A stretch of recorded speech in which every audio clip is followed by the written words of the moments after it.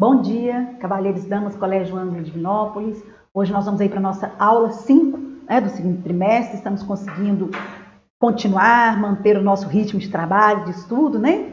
E encerramos na última aula a parte de romantismo, que se divide em duas tendências, né? Prosa e verso. E agora nós vamos fazer um novo passo, que é o realismo e naturalismo. Mas antes disso, a gente vai fazer uma reflexão sobre o teste que nós temos essa semana, na sexta-feira, dia 14. Tá ok?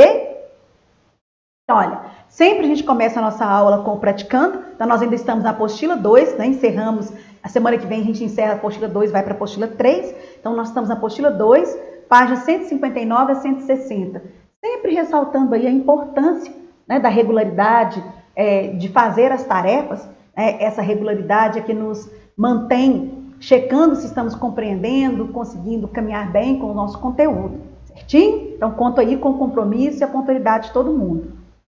Essa semana, na sexta-feira, dia 14, nós vamos fazer o nosso terceiro teste já do nosso segundo trimestre. E esse terceiro teste ele vai falar sobre o romantismo no Brasil. Só que um romantismo no Brasil voltado só para a prosa.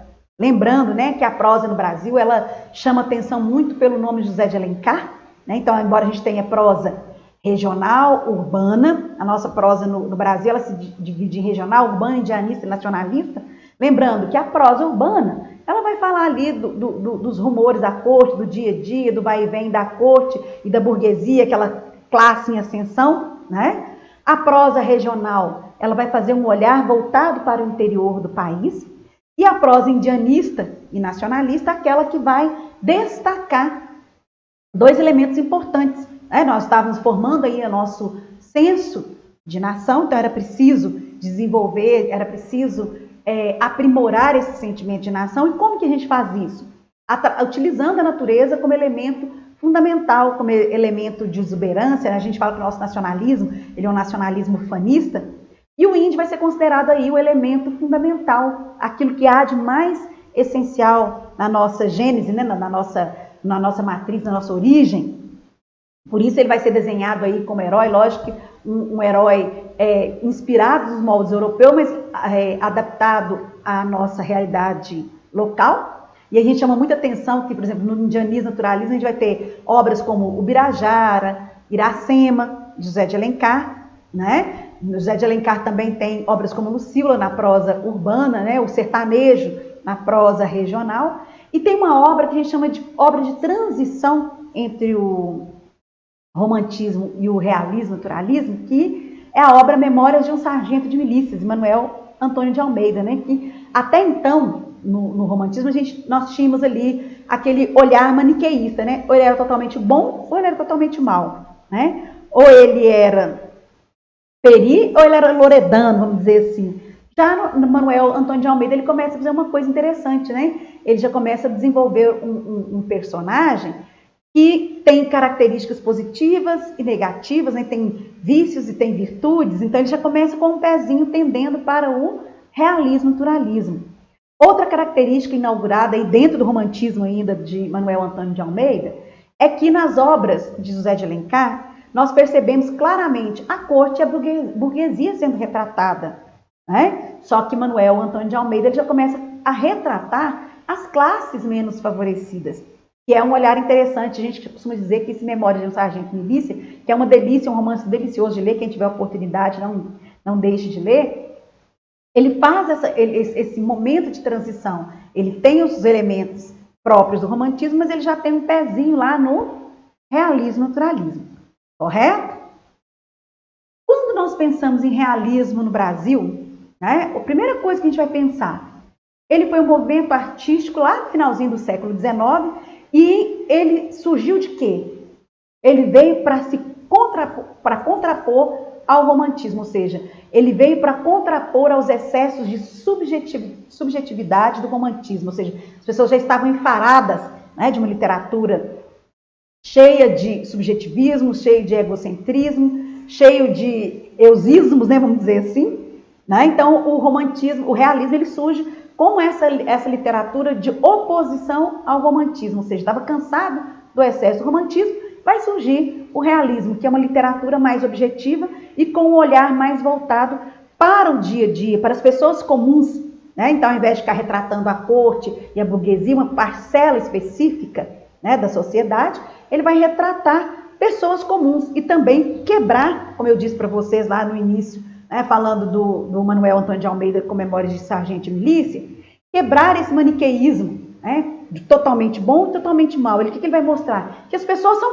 pessoas comuns, com seus vícios, com suas virtudes, com as suas qualidades, com seus defeitos, né? Então ele quebra esse olhar, né? E a gente tem no Brasil, né, o início do realismo no Brasil com a publicação do romance Memórias Póstumas de Brás Cubas, de Machado de Assis, que é, sem dúvida nenhuma, né, a maior expressão não só da literatura mundial, mas do realismo no Brasil, né? E aí é interessante a gente lembrar que o realismo brasileiro é contemporâneo ao naturalismo, os dois, né, têm essa vertente de trazer pessoas comuns, pessoas palpáveis, né, pessoas mais concretas, mais reais para a literatura, trazer também, né, a gente fala assim que eles querem, de uma certa forma, abrir a ferida da sociedade, mostrar as mazelas da sociedade, só que o realismo ele tende mais para o psicológico, a análise psicológica, a justificativa psicológica do indivíduo, né? Uma análise, uma reflexão do homem dentro da sua gênese, na sua psique, vamos dizer assim. Né? Já é inspirado nas tendências freudianas, né? As tendências de Freud, da análise, da psicanálise. Enquanto o realismo, ele tende mais para a tendência de Charles Darwin, né? da tendência da seleção natural, a tendência do homem na sua essência, né? Tirando a razão, o homem é bicho, né? Então ele vai buscar esse homem que é instinto, né? Que afora a razão, ele é instinto, né? E aí a gente vai ver aí o retrato da população, da parcela mais pobre. Em Portugal, a gente tem dois nomes importantes, Antero de Quental e Eça de Queiroz, né, que foram os principais escritores realistas daquela época.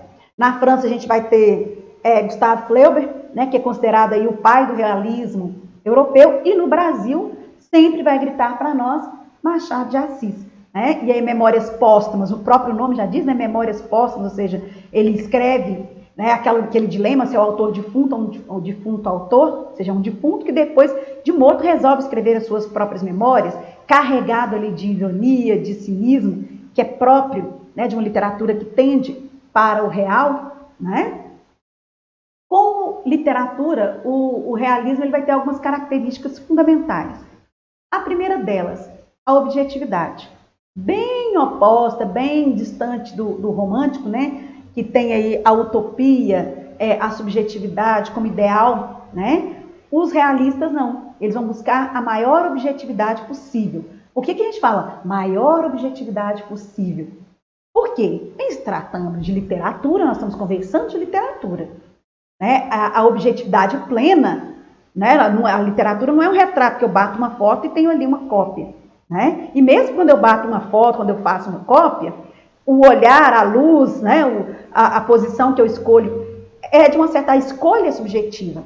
Né? Então, enquanto os escritores românticos eles escreviam as suas histórias a partir de um ponto de vista ultra sentimental, subjetivo, pessoal, o que os escritores realistas vão buscar? Retratar a realidade tal como ela é, com a menor influência pessoal possível. Embora a ironia seja já uma influência, a crítica seja uma forma subjetiva, um olhar subjetivo, mas ele vai tentar retratar, né? Reflexo do nosso próprio, do positivismo, né? De um cientificismo maior. Então a gente tem que sempre lembrar que a literatura ela é um reflexo do homem inserido no seu contexto. Então, nós estamos vivendo aí no século XIX uma tendência, o auge do cientificismo, né, o auge do tecnicismo. Então, obviamente, a literatura ela ia tender para esse olhar também. Outra marca fundamental da obra, né, da literatura realista, é a crítica social. Né? Então, o tempo todo ele vai tender a representar as hipocrisias sociais. Enquanto vamos pensar aqui, um exemplo bem clássico que eu gosto de falar, né, que é a obra Senhoras, do José de Alencar, lá do romantismo. Você tem, né, uma personagem que era, a princípio, era forte, que comprou o marido, que bancava o marido, que tinha ali tudo, de repente, no final, ela muda totalmente a perspectiva e se rende ao amor a esse marido. Para quê? Para fazer atender ao gosto da burguesia, que era o casamento perfeito, né? E aí já o realismo não, ele vai escancarar as críticas, as contradições, os moralismos da elite burguesa, né? Então, ou seja, quer tocar na ferida, é uma literatura de crítica social, né? E aí como que ele consegue fazer o tônus dessa crítica social? Através da ironia, né? Que é como que é uma marca retórica, né? Do realismo. Então, Machado de Assis, ele se tornou especialista nisso, né? Então, nas suas descrições, nas suas narrativas, ele sempre tem aquela ironia, aquele humor ácido, vamos dizer assim, né? E sempre voltada para grupos sociais. E é importante a gente ressaltar que Machado de Assis, nesse momento também, inaugura algo muito peculiar na nossa literatura, que é o diálogo com o leitor, né? Ou seja, ele envolve o leitor conversando com o leitor, falando do leitor, criticando, às vezes até sendo crítico, ríspido com o leitor, né? Outra característica interessantíssima, né, dessa faceta da literatura é o enfoque das descrições psicológicas, né? Então, o realismo brasileiro, ele não vai só falar das mazelas, dos vícios, das virtudes da sociedade, né? O caráter externo da sociedade, como era muito comum no romantismo. Ele também vai falar, né, de maneira bem excepcional, bem especial, dos valores, dos pensamentos dos personagens, ou seja, ele vai fazer uma análise psicológica dos personagens, né? Então a gente percebe muito disso, dessa reflexão do homem, e aí um exemplo claro, o personagem Capitu, né, de Dom Casmurro. E uma interessante a gente observar são as influências sofridas, né, pelo realismo e naturalismo. Então, essas duas escolas literárias vão sofrer a influência, né, do positivismo de Comte, do comunismo de Marx e Engels, do evolucionismo de Darwin, do determinismo de Taine, né? Então, a gente tem aí os grandes pensadores daquela época, daquele momento, né? Também a gente não pode não esquecer da psicanálise de Freud.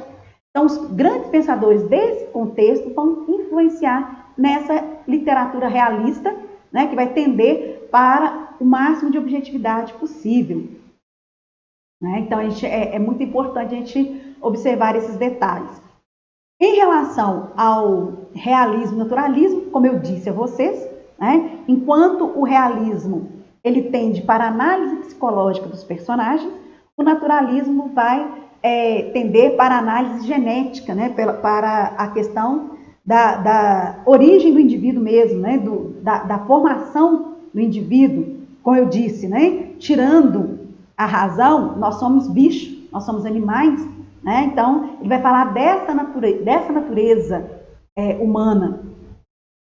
E aí, como obras, né, é importante a gente observar que Machado de Assis foi o principal escritor do realismo, e suas principais obras nós temos Memórias Póstumas de Brás Cubas, em 1881, que inicia, como eu disse a vocês, o realismo no Brasil, Papéis Avulsos, que é uma coletânea de crônicas, Quincas Borba, várias histórias, Dom Casmurro, que ficou aí conhecido mundialmente, né? Não é só no Brasil, mas mundialmente, né? Pela polêmica, traiu ou não traiu, ali do Triângulo, Bentinho, Escobar e Capitu, Esaú Jacó, Relíquias da Casa Velha e Memorial de Aires.